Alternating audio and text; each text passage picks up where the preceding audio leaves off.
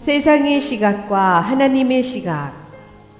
요한복음 12장 9절로 15절 말씀입니다.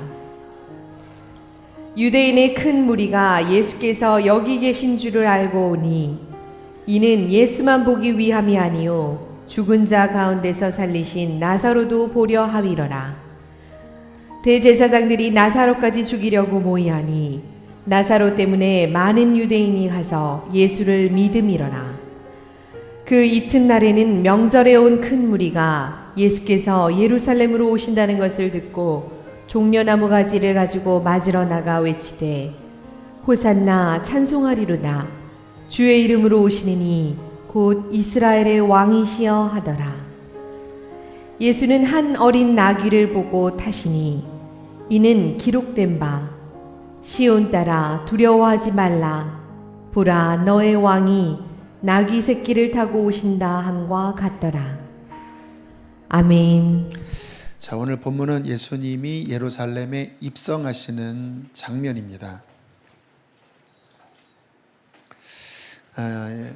이스라엘의 가장 큰 절기가 유월절입니다. 우리나라 한 3월달, 그러니까 부활절 요 시즌이 이스라엘의 유월절인데, 이 절기에는 유대의 하나님을 잘 믿는 사람들이 다 예루살렘에 올라갈 뿐만 아니라 해외에 흩어져 있던 디아스포라 동포들도 이 시즌에 맞춰서 예루살렘에 몰려듭니다. 그러니까 수십만의 인파가 이 예루살렘에 북적북적 되면서 하나님께 유월절 제사를 드리는 그러한 최대의 민족 절기인데, 이 바로 요한복음 12장 이때에 아마 이 유대인들의 핫 이슈는 예수에 대한 관심이었습니다. 왜냐하면 이들이 메시아를 기다렸기 때문에 혹시 예수가 메시아가 아닌가라는 기대가 있었고, 더군다나 얼마 전에 죽은 나사로를 살린 그 소문이 바다에게 퍼졌기 때문에 오늘 성경 읽어보면 큰 유대인의 무리가 나사로 집에 와서 예수도 보고 또 죽었다 살아난 나사로도 보기 위하여 모였다고 나와요. 이제 주님께서는 이 유월절, 금요일이 유월절이거든요. 근데 이 한 주간에 주님께서 마지막 공생의 마무리를 하시고 유월절날 십자가에 달려 돌아가실 텐데, 오늘 성경에 보면 12절에 이제 그 명절을 맞이하여 예수께서 예루살렘에 입성하시는 장면이 나와요. 근데 그 장면이 좀 특이합니다.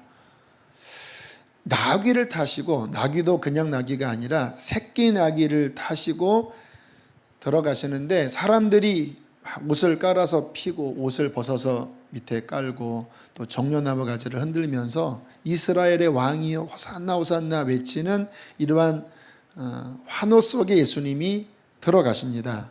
어떤 의미냐면요, 이 시점 전에는 예수님이 자신의 메시아 신분을 좀 감추셨습니다. 뭐라고 감추셨냐면, 아직은 내 때가 되지 않았기 때문에 내가 메시아임을 사람들에게 밝히지 말아라. 그래서 사람들의 입단속을 시키셨어요. 그런데 이제 마지막 십자가 지시기 전 이 상황은 만민 앞에서 자신이 하나님의 아들 메시아임을 공포하는 공포식입니다. 오늘 이 장면이 실은 구약 성경 스가랴 9장 9절에 미리 예언되어 있어요.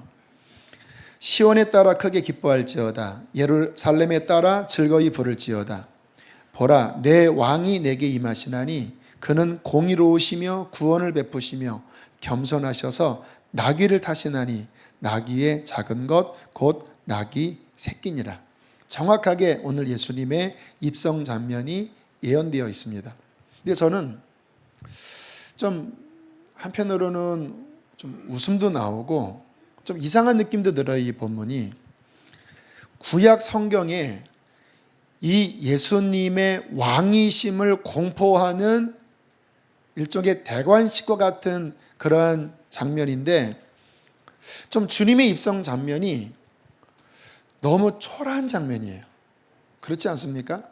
하나님의 아들로서 자신이 왕임을 공포하려면 말을 타든지 아니면 마차를 타든지 좀 그렇게 좀 뽀대가 나게 좀 이렇게 들어가셔야 되는데, 이건 뭐 나귀가 그 노새거든요. 짐을 실는 그런 짐승에 그것도 새끼를 타고 들어가시니, 오늘날로 말하면 캐딜락 타고 들어가시는 게 아니라 티커 타고 주님이 이렇게 내가 왕이니라 하고 막 주변 사람들이 왕이여 오소서 하는데 티커 타고 막 들어가는 굉장히 이상한 장면이에요. 이 장면이 얼마나 볼품 없었는지를 추정할 수 있는 추정이 있습니다. 이 당시에 예루살렘에 로마의 황제가 파견한 총독 빌라도가 예루살렘에 기거하고 있었어요. 이 총독이 하는 일은 뭐냐면 폭동을 막는 것입니다. 항거를 막는 거예요. 그러니까 사람들이 뭔가 로마에게 항거하려고 하는 모임이 모여지면 급하게 군대를 파견해서 모임을 해산시킵니다. 자, 그런데 오늘 많은 사람들이 예수님이 입성할 때 이스라엘의 왕이여 호산나라고 외쳤다면 분명히 이것은 데모거든요. 일종의 로마에 대한 항거거든요. 그런데 신기하게 로마 군대가 출동하지 않았어요. 아마 이 상황을 빌라도가 보고를 받았을 거예요. 작은 도시니까. 근데 빌라도가 아무 조치를 취하지 않았습니다. 왜 그랬을까요? 로마 군인이 보기에 뭔가 사람들이 웅성대서 뭐 왕을 모신다 하고 이게 뭐 정말 웃음밖에 안 나오는 장면이에요. 초라한 남루한 행색의 옷을 입은 젊은이가 조그만 나귀 새끼를 타고 입성을 하는데, 사람들이 보니까 그냥 초라한 뭐 예수님 따라다녔던 사람들이 다 그 총구석 사람들이거든요. 남루한 시골 사람들이 또는 뭐 병자들, 그 당시에 저 하층 계층의 그런 사람들이 옷을 펴서 나뭇가지 들고 막 환호성을 치니까 로마 군인 눈에 보기에 전혀 위협적이지 않았던 것입니다. 보고할 것도 없고 뭐 보고를 해도 뭐 그냥 콧방귀 뀌는 그러한 분위기였다라는 거예요. 무슨 의미냐면 그만큼 예루살렘의 입성이 그 당시 사람들의 보기에 보잘것 없었다라는 것입니다. 자, 우리는 이 장면 하나를 놓고 엄청난 간극이 벌어져 있는 두 시각을 마주할 수 있어요. 지금 주님이 들어가실 때 한편에서의 시각은 그 장면이 너무나 우스꽝스럽고 초라해 보이고 뭐 군대를 파견할 것도 없을 정도로 하찮아 보이는 세상의 시각. 그러나 또 한편의 시각, 하나님의 시각이지요.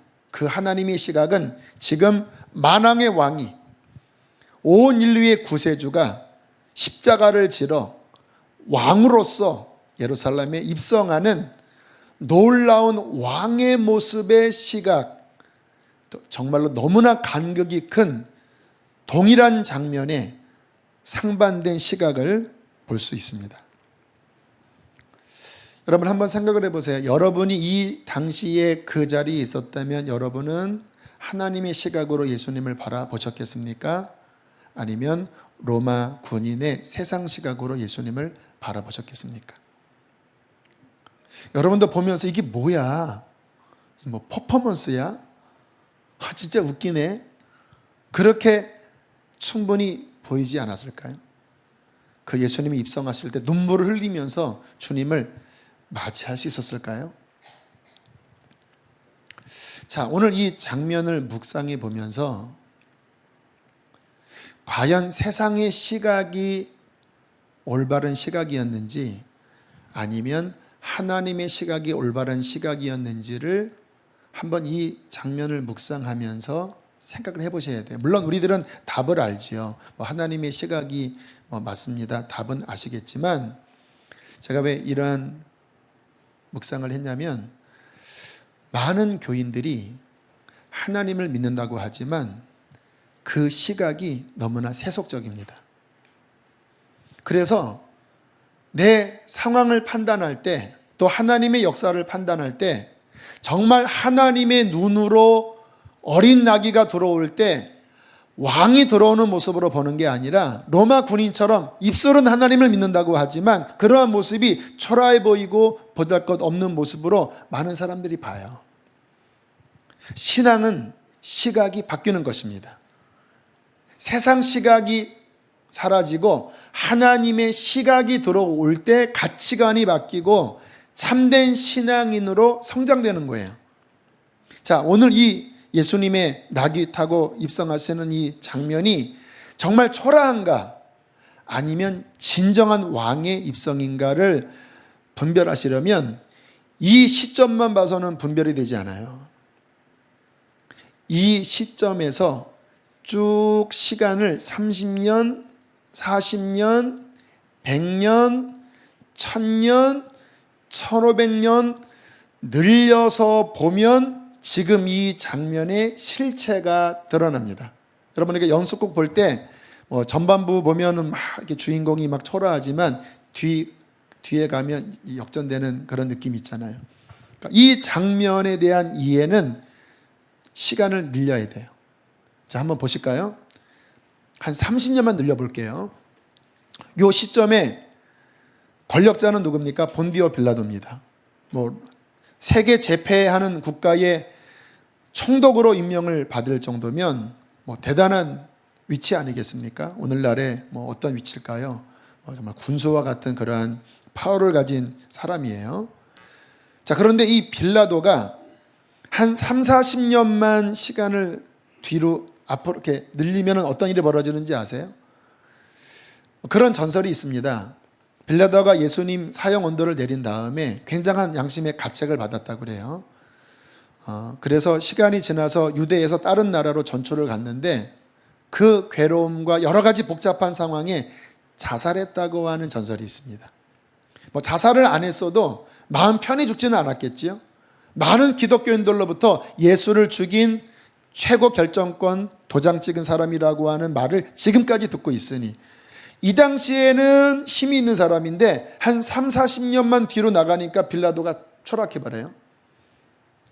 자, 이 당시에 또 권력자가 누굽니까? 대제사장들, 서기관들. 이 사람들이 예수님 십자가에 못 박는 청원을 했잖아요. 자, 이 사람들 어떻게 됐는지 아세요? 예수님 이 시기로부터 약 40년 지나면 AD 70년인데 그때 로마가 쳐들어와서 예루살렘을 박살내버렸습니다. 그때 아마 이 제사장들 다 죽었을 거예요. 불과 40년 지나서 끝나버립니다. 자, 이 당시에 최고 권력자인 시저 또는 로마 생각해 보세요. 물론 시저도 몇십 년 지나서 죽었겠지요. 로마는 어떻게 됐을까요? 그 이후에 몇백 년 또 1000년이 지나서 세계 최강대국이었던 로마는 그냥 역사의 찬란한 영광만 남고 그 나라, 물론 이탈리아 로마가 있지만 이 제국은 이방 민족의 침략으로 동로마, 서로마 다 망해버렸어요. 자, 이 당시에 영광스러웠던 그 위치에 있는 사람들은 30년, 40년, 몇백 년, 1000년이 지나니까 다 사라져버려요. 그러면 역으로 초라한 나귀 타고 입성하신 군대 출동할 필요도 없을 정도로 허접해 보였던 예수님은 어떻게 되셨을까요? 그분은 십자가에 죽으시고 부활하셔서 진정한 왕이 되셨습니다. 저와 여러분 보세요. 유대의 한 청년이었잖아요. 인간적으로 볼 때. 그런데 그분이 하나님의 아들이심이 인정되었을 때 나라 민족을 초월해서 그분을 나의 주, 나의 왕으로 다 모시잖아요. 그분께서 수많은 사람들을 구원하는 진정한 왕이 되셨어요. 여러분, 우리 주님의 그 구원의 역사를 잘 보면요. 저는 이제 그 유대인들에 대한 관심이 있어요.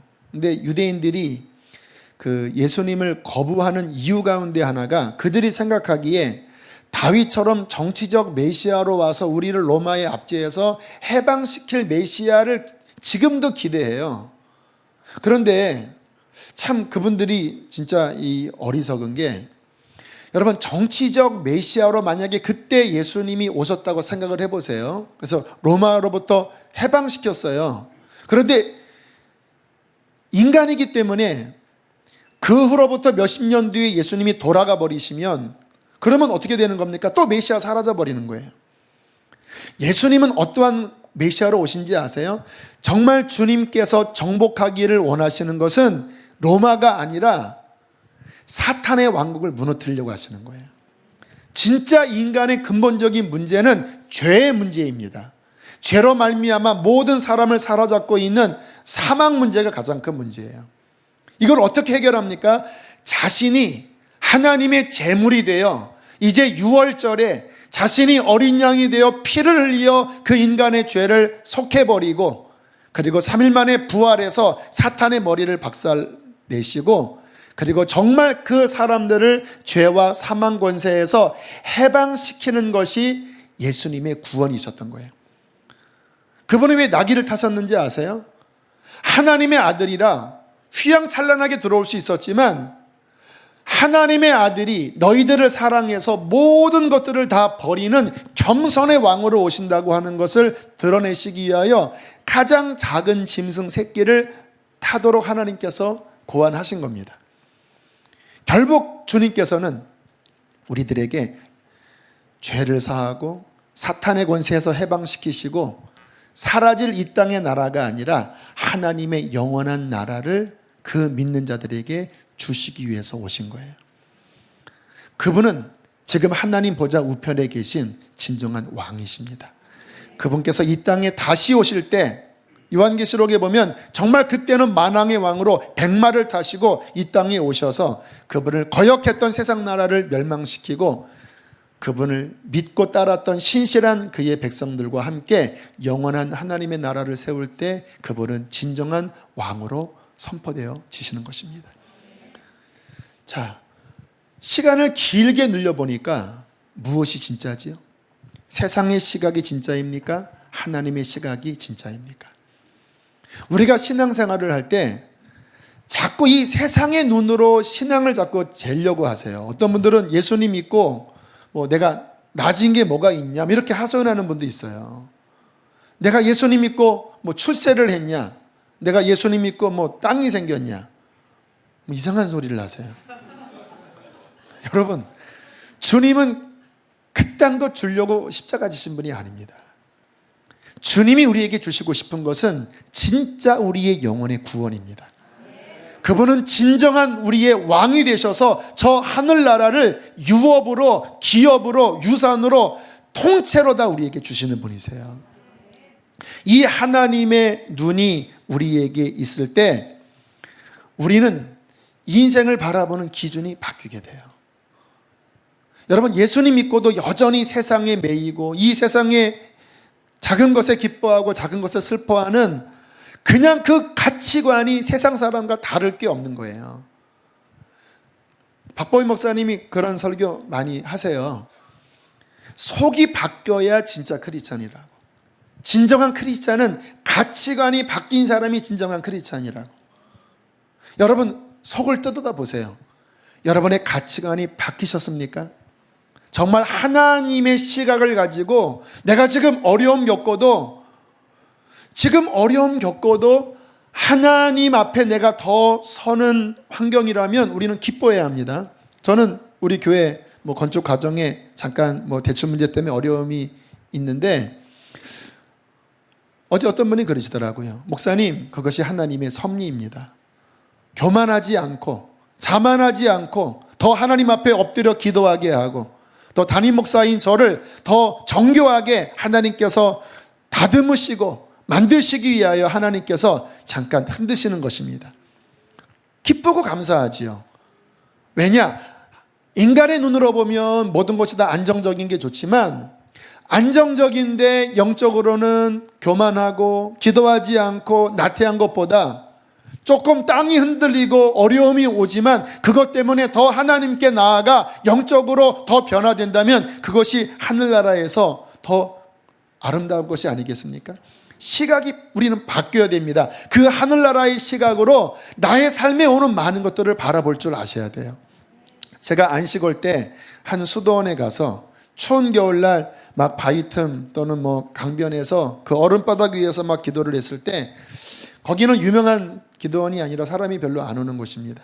다 사연이 있어서 사람들이 왔나 봐요. 곳곳에서 그냥 주여 주여 외치는 그러한 구슬픈 소리가 들렸는데, 어느 날 그분들의 소리를 듣는 제 마음 안에 이상한 감동이 일어났습니다. 다 사연이 있어서 나처럼 아파서 왔을까? 아니면 망해서 왔을까? 자식 문제가 있어서 왔을까?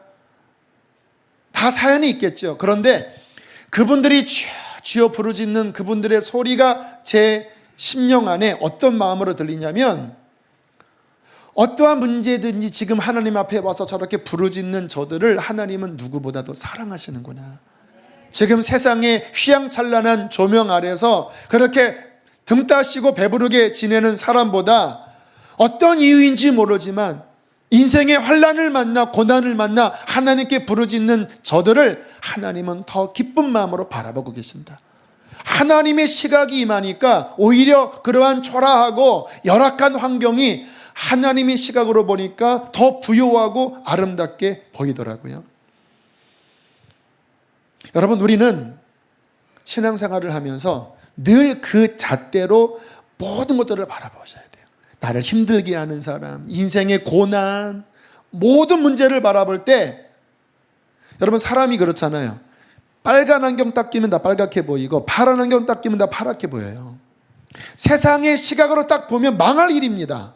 상처되는 일이고 답답한 일이에요. 그런데 하나님의 시각이 딱 들어가면 그게 복이 돼요. 은혜가 돼요. 왜? 이 어려움을 통하여 내가 더 하나님 앞에 나아갈 수 있다면 이것은 축복이라는 것입니다. 여러분, 진짜 복은요, 하나님 나라 섰을 때 하나님이 인정해 주시는 삶이 진짜 복입니다. 하나님의 기준은 땅의 기준이 아니에요. 성경을 가만히 보면 저는 왜 주님의 제자들이 이렇게 비참하게 다 죽었을까? 그렇죠. 12제자, 이제 나중에 그 가룟 유다 대신 마띠아가 들어왔는데 그 12사도의 말로가 너무너무 비참해요. 창에 찔려 죽고 목이 잘려 죽고 십자가에 거꾸로 매달려 죽고 온몸이 각이 떠서 죽고 다 그렇게 죽어요. 인간의 눈으로 보면 복되지를 않아요. 주님이 나를 따르라 하셨는데 그 말로가 복되지를 않아요. 그런데 시간을 조금만 늘려서 그들이 지금 영원한 하나님의 나라에서 어떻게 살까라고 생각하면요, 다 뒤집어집니다. 오히려 권력을 누렸던 사람, 주님을 핍박했던 그 당시 지배계층들은 지옥에 들어가 있겠죠. 그러나 주님을 따를 때 어려웠지만 그분을 진실하게 따랐던 자들은 영원히 주님 때문에 고통당하고 주님 때문에 피를 흘리고 주님 때문에 생명을 바친 자들에게 주님이 어떠한 상을 주시겠습니까? 초대교회 사람들은 이 눈이 있었기 때문에요, 순교를 두려워하지 않았다고 그래요. 요즘 나이지리아의 어떤 마을에서 그 순교당한 장면이 SNS로 많이 퍼지고 있어요. 막 두들겨 맞다가 불에 타서 죽는 참 끔찍한 장면이에요. 저는 이렇게 처음에 볼까 하다가 너무 좀 잔혹해서 아직까지는 잘 안 보고 있어요. 좀 마음이 준비되면 한번 볼까도 생각하는, 너무 잔혹해요. 인간의 눈으로 그렇게 보이지만 그러나 하나님의 눈으로 볼 때 그가 지금 그 하나님 품에서 안식하고 있다고 생각하면 그 환난도 복이 될 수 있는 것입니다. 사랑하는 성도 여러분, 하나님의 눈을 가집시다. 하나님 나라에 섰을 때 나는 어떻게 될 것인가에 관심을 집중시키세요.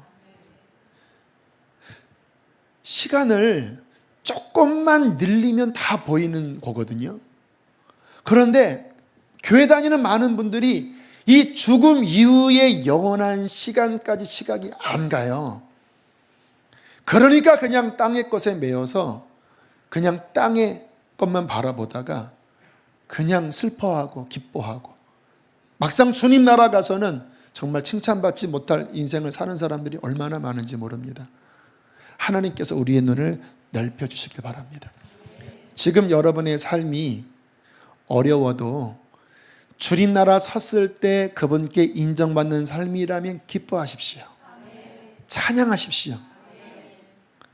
그러나 지금 여러분 편안하신데 많은 것들을 누리고 계시는데 이 상태로 주님 앞에 섰을 때 그분이 인정하지 못할 삶이라면 빨리 고치세요.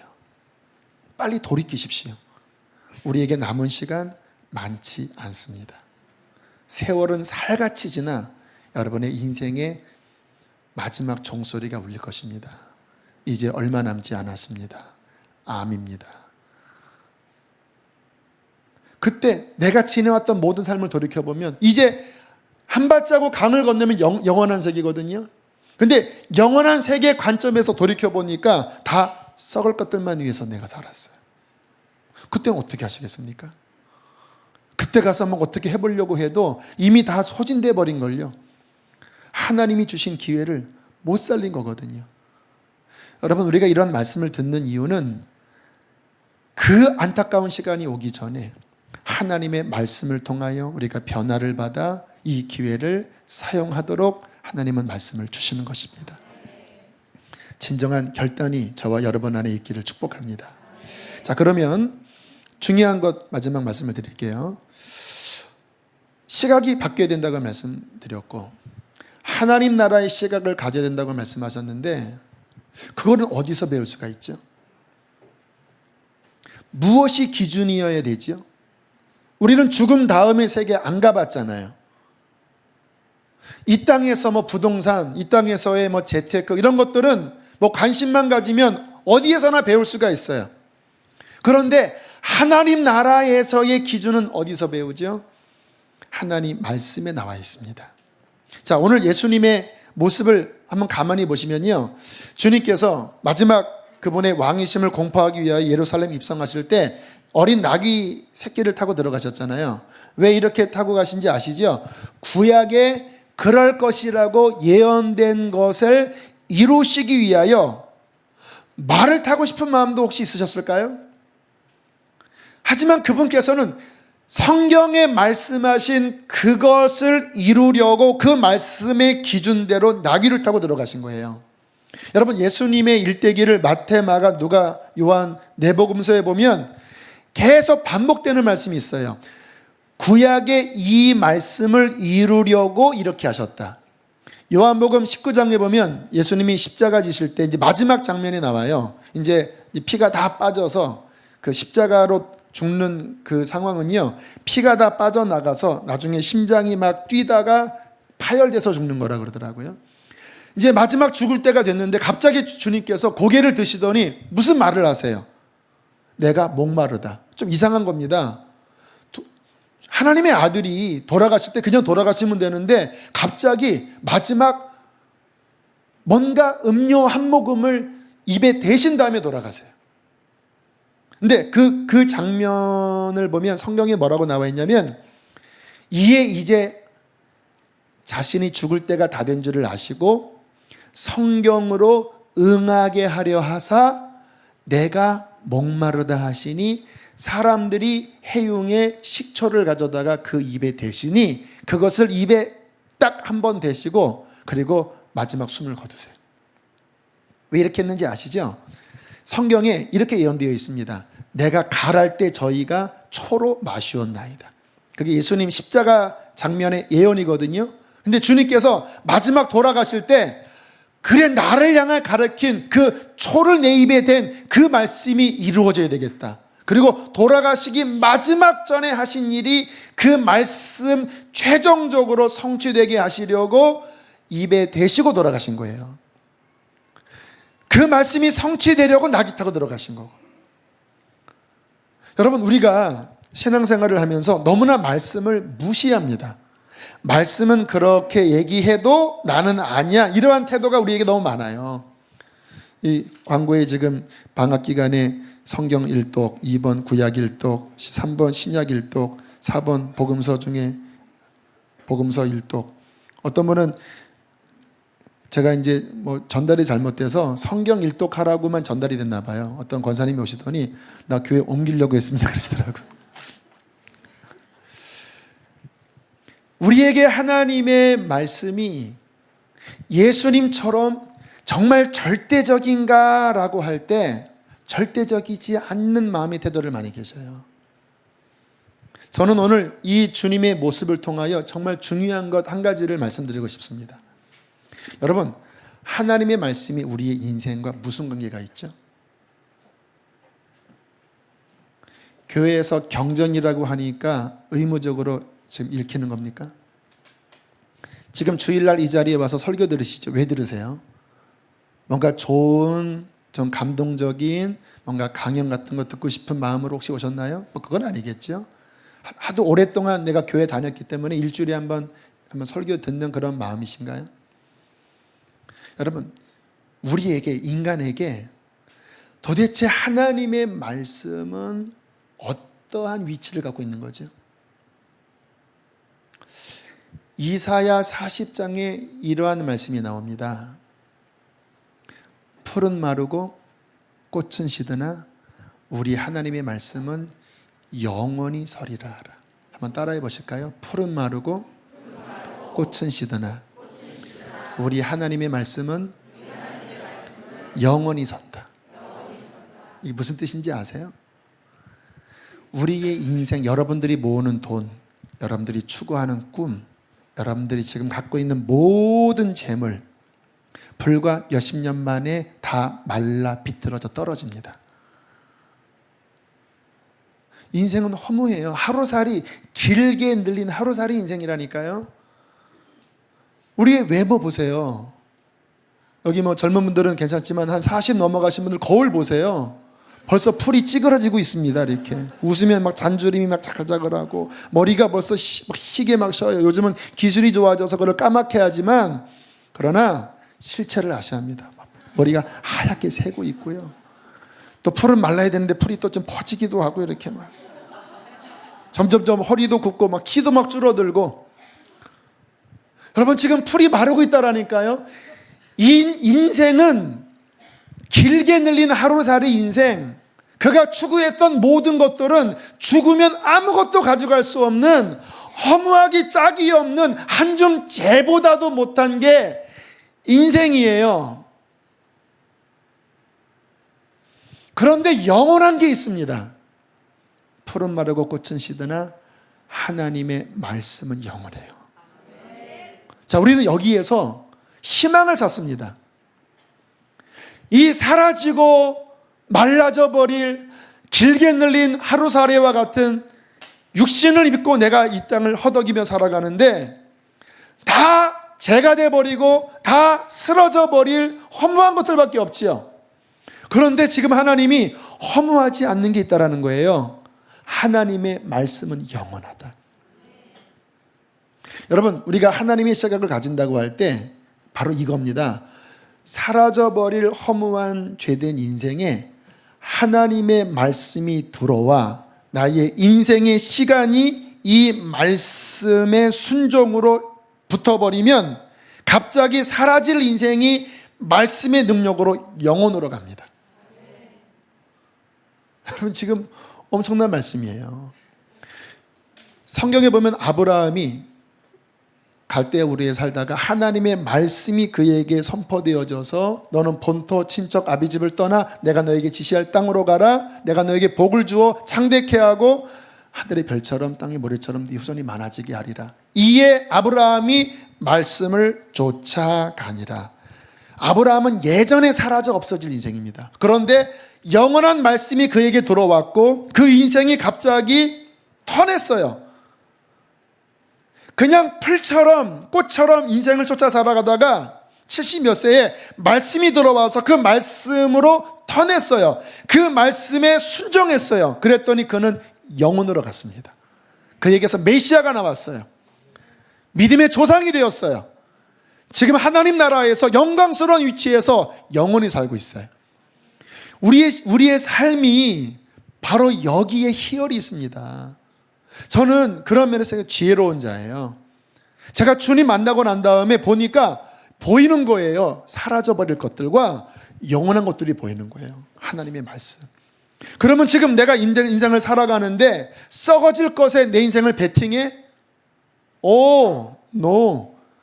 나의 시간을, 나의 삶을 영원한 하나님의 말씀으로 나를 베팅하여 드리면 이 말씀이 영원하기 때문에 영원한 하나님의 나라가 임할 때에 나는 그 영원한 주님과 함께 영원히 영광을 누리게 돼요. 저는 주님 만나서 이것을 발견하고요, 너무 행복하고 감사합니다. 제가 왜 주기장창 성경을 읽는지 아세요? 성경 안에 있는 진리가 그냥 이렇게 인간의 눈으로 보면 뭐 이스라엘 역사책처럼 보이고 그냥 좀 허접해 보일 수도 있어요. 그러나 저는 성경을 읽으면 읽을수록요, 이 안에서 영원하신 하나님을 알아요. 어떻게 살아야 할지, 내 인생에 위기가 올 때 어떻게 살아야 할지 답이 나와요.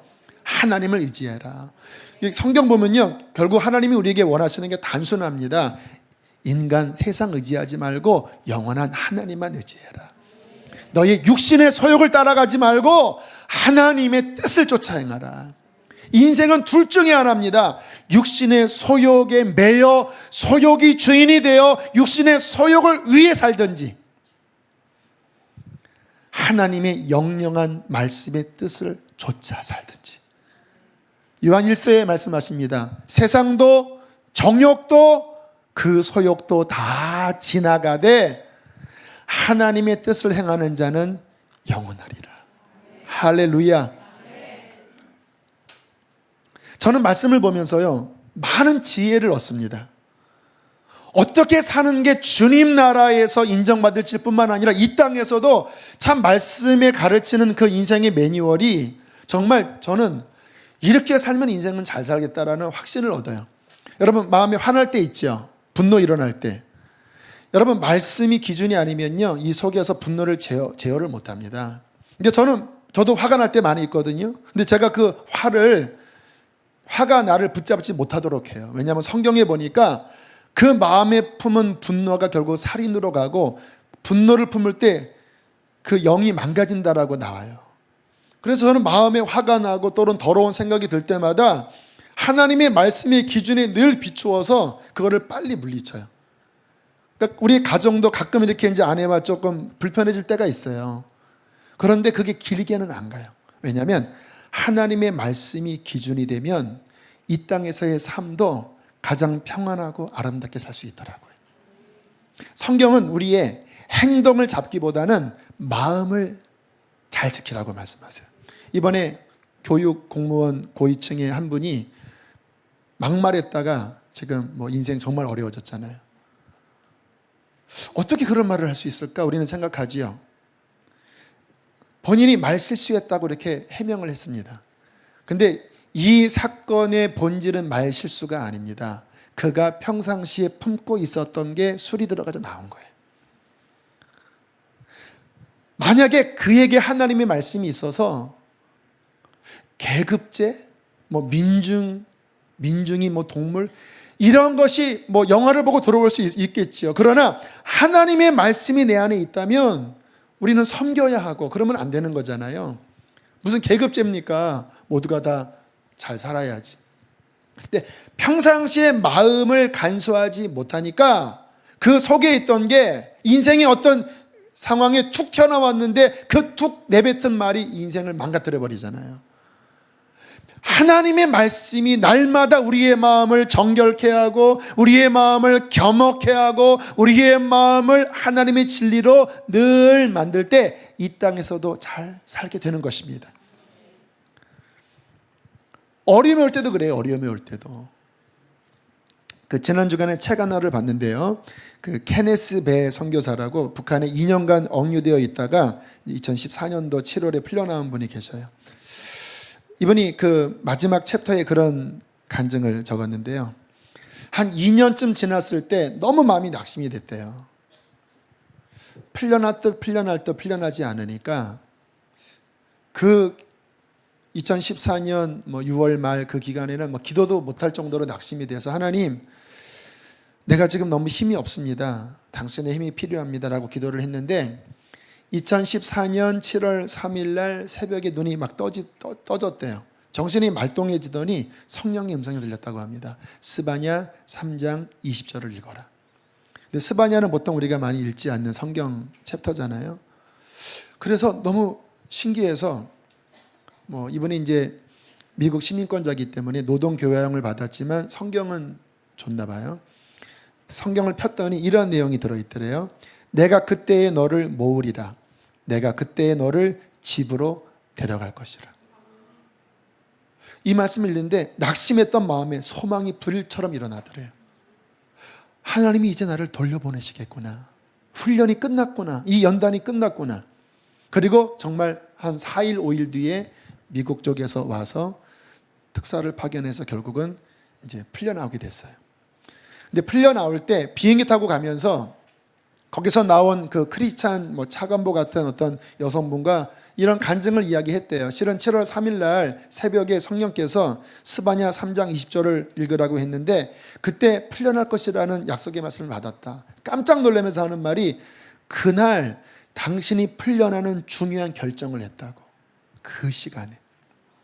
여러분, 하나님의 말씀은요, 우리의 삶의 근간입니다. 죽은 사문서가 아니에요. 이 말씀은 살아 있습니다. 예수님께서 말씀하시죠. 사람이 떡으로만 사는 게 아니라 하나님의 입에서 나오는 말씀으로 살아라. 너희의 시각이 썩어져가는 이 세상 가치관에 물들어 있는 것에서 벗어나서 하나님 말씀의 가치관에 젖어들어라. 하나님 말씀 가치관으로 살아가면 말씀이 날마다 너희의 힘이 될 것이다. 위기 가운데 하나님이 말씀을 보내사 시편 107편의 말씀처럼 119편의 말씀처럼 그 위경 가운데서 우리를 건지실 거예요. 놀라운 거는요, 제가 신앙생활을 해보니까 하나님의 말씀의 기준대로 가면요, 주님이 그곳에 충만하게 함께 하시더라고요. 저희 교회가 개척하면서 제가 그랬거든요. 하나님 앞에, 주님, 저는 제가 뭔가를 꾸며서 만든 목회하고 싶지 않습니다. 이미 성경에 다 나와 있으니까 성경에 나와 있는 그대로 목회할게요, 주님. 저는 성경 많이 읽었지만 다시 2011년도 한 5월, 6월 있었던 일이에요. 주님, 다시 내가 신약성을 읽을 테니까 교회 설계도 알게 해주십시오. 그리고 쭉 읽으면서 주님이 정말 세우고자 하는 교회가 뭔가 봤더니요, 복음이더라고요. 주님이 복음을 만드시고 복음으로 영혼들을 구원하시더라고요. 복음을 외쳐야 되겠다. 그 복음 안에 사도행전 보니까, 누가복음에 보니까 성령의 충만한 역사로 구원받은 자들이 가까스로 구원받는 것이 아니라 성령의 생명력으로 놀랍게 풍성한 신앙생활하는 게 하나님의 뜻이더라고요. 그래서 그래, 우리 교회는 예수님을 믿을 뿐만 아니라 성령 충만하여 풍성한 생명을 누려야 된다. 생수에 강이 흘러가야 한다. 세 번째, 사도 바울 보니까 그리스도의 장성한 분량에까지 훈련으로 성장시키더라고요. 그래, 우리는 그냥 예수 믿는 자가 아니라, 성령 받은 자가 아니라 주님을 더 닮도록 훈련시켜야 되겠다. 마지막 네 번째, 그래, 주님의 꿈은 하나님 나라 완성이야. 복음을 땅끝까지 전해야 돼. 교회가 개척교회지만 선교하는 교회를 세워야 돼. 성경에서 네 가지를 출연해서 5년 동안 계속 그 방향으로 계속 더 세밀화시키고 더 구체화시키면서 여기까지 왔어요. 지금 30여 명이 해외에 나가 있고 또 계속 그런 일들이 벌어지고 있죠. 근데 제가 그렇게 몇 년 지나면서 저희 교회를 보고 너무나 기뻤던 게 뭐냐면 우리 교회 안에 이 생동감이 있어요.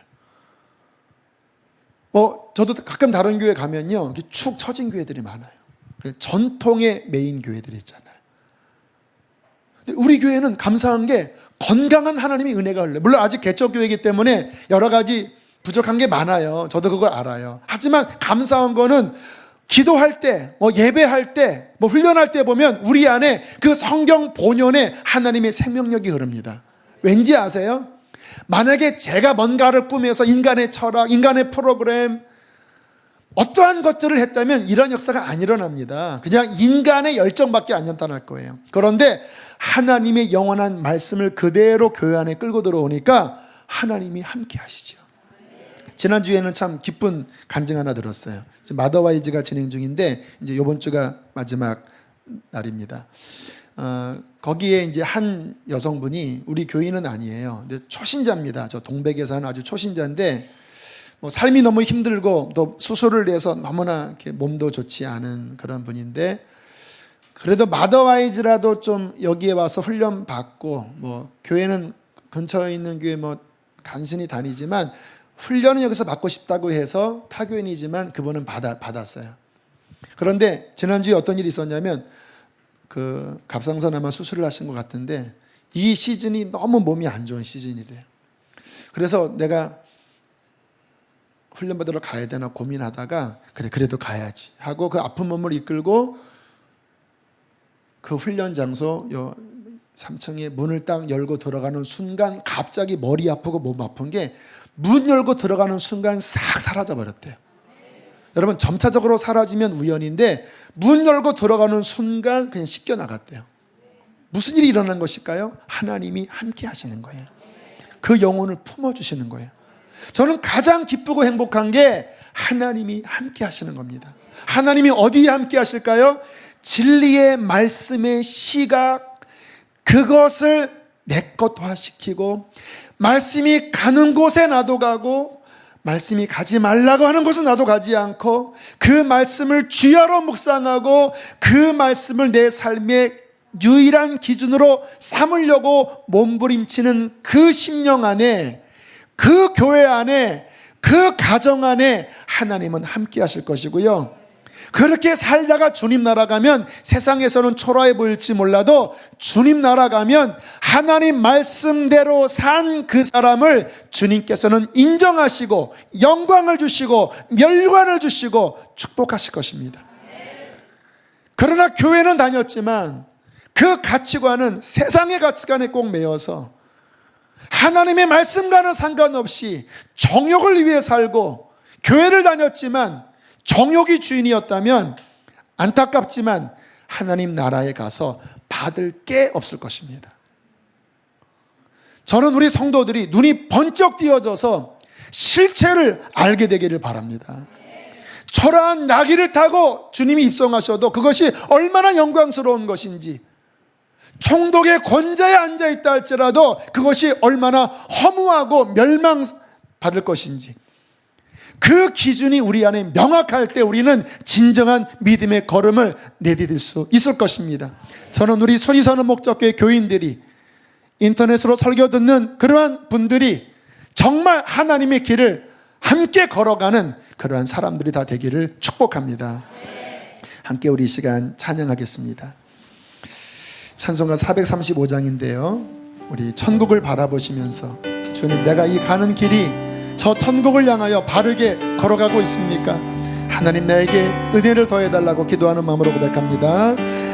나의 영원하신 기영 생명보다 귀하다.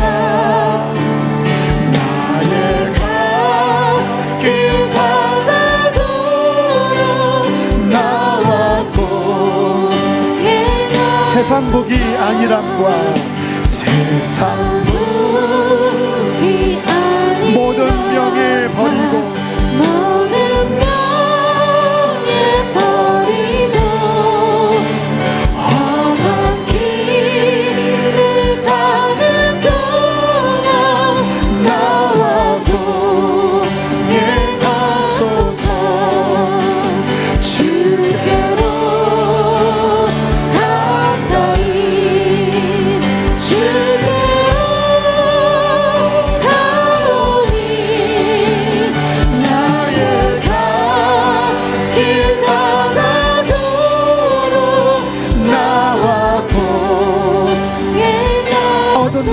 지나가며 어두운 골짝 지나가며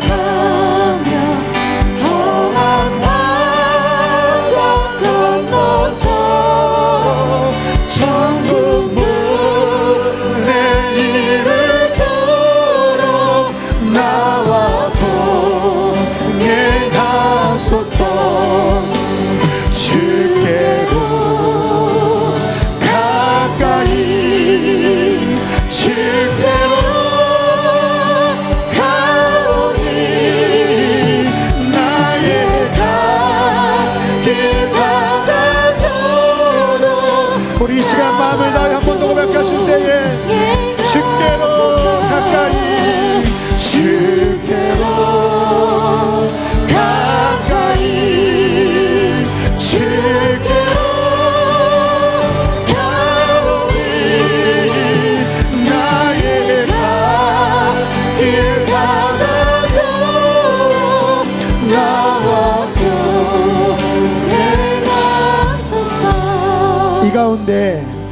내 삶이 너무나 힘들고 눈만 감으면 눈물밖에 나오지 않는 분들이 계십니까?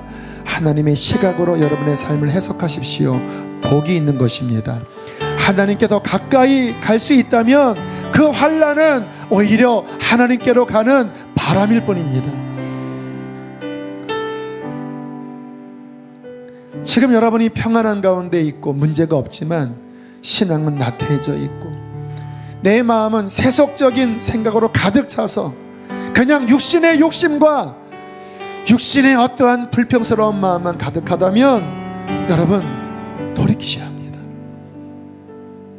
그 모습으로 살다가 주 앞에 서면 재앙입니다.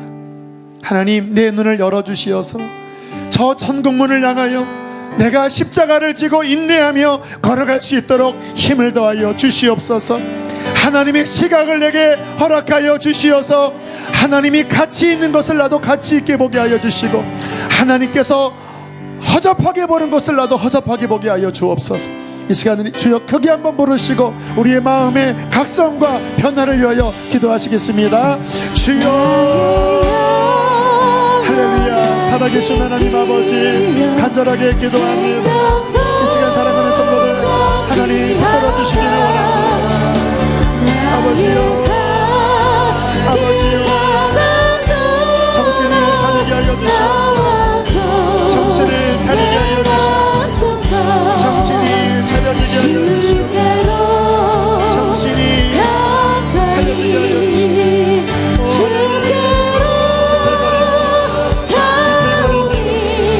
비틀거리고 있습니다. 하나님 불쌍히 여겨주시옵소서. 불쌍히 여겨주시옵소서.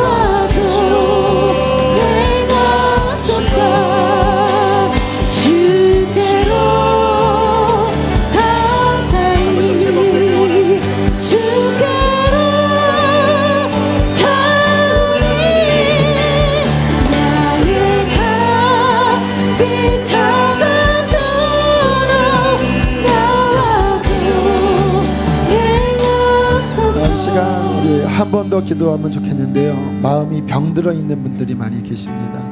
영적으로 너무나 무기력해져 버렸어요.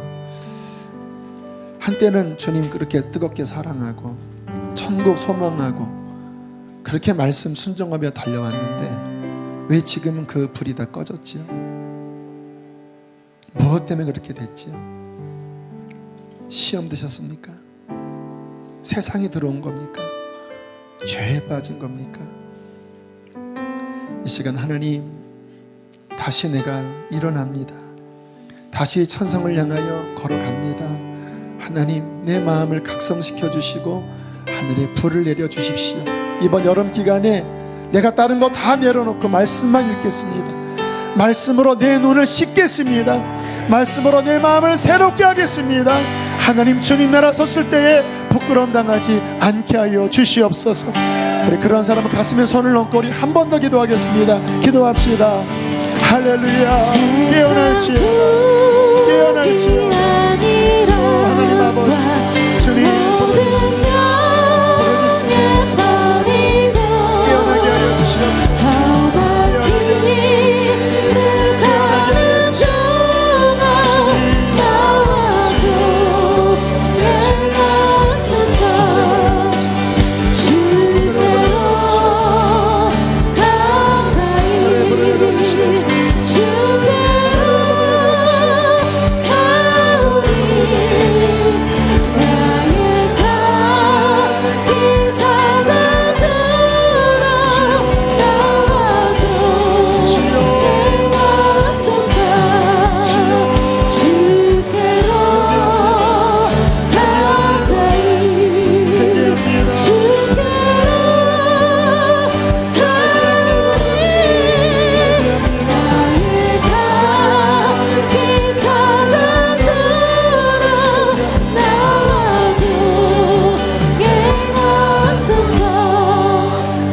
너희가 이 시기를 알거니와 자다가 깰 때가 벌써 되었으니 이는 이제 우리의 구원이 처음 믿을 때보다 가까웠습니다. 밤이 깊고 낮이 가까웠으니 그러므로 우리가 어둠의 일을 벗고 빛의 갑옷을 입자. 낮에와 같이 단정히 행하고 방탕하거나 술 취하지 말며 음란하거나 호색하지 말며 다투거나 시기하지 말고 오직 주 예수 그리스도로 옷을 입고 정욕을 위하여 육신의 일을 도모하지 말라. 하나님, 우리의 삶이 정욕을 위하여 육신의 일만 도모하는 썩어질 인생 살지 않게 해주십시오. 주님, 그 삶이 얼마나 시간이 흐를 때에 허탈해지고 멸망받을 것인 것을 알게 하여 주시고, 주님 앞에 섰을 때에 영원히 인정받을 하나님의 말씀에 순종하는 거룩한 삶을 다 살게 해 주십시오. 이 시간 영적으로 무너지고 흐려져 있는 사람들이 있다면 다시 오늘 말씀으로 일으켜 세워주시어서 다시 정신이 차려지게 하여 주시고, 주님 나라를 향하여 힘있게 걸어갈 믿음과 담력을 허락하여 주시옵소서. 주님, 우리의 가족들을 바라볼 때 주의 눈으로 바라보면 안타까운 것이 너무나 많습니다. 그들을 일깨우시고 진리의 길로 돌이켜 주시옵소서. 한 주의 삶도 주께 맡깁니다. 하나님 동행해 주시고 힘을 더해 주옵소서. 귀한 예물 봉헌합니다. 하나님 기쁘게 받으시고 우리의 재정의 영역도 주님 붙들어 주시옵소서. 이제는 우리를 죄에서 건지신 예수 그리스도의 구원의 은혜와 하늘 아버지의 그 크신 사랑과 성령의 충만한 감동의 역사가 오늘 말씀을 가슴에 새기고 돌아가는 모든 성도들에게 영원토록 함께 하시기를 축원하옵나이다. 아멘.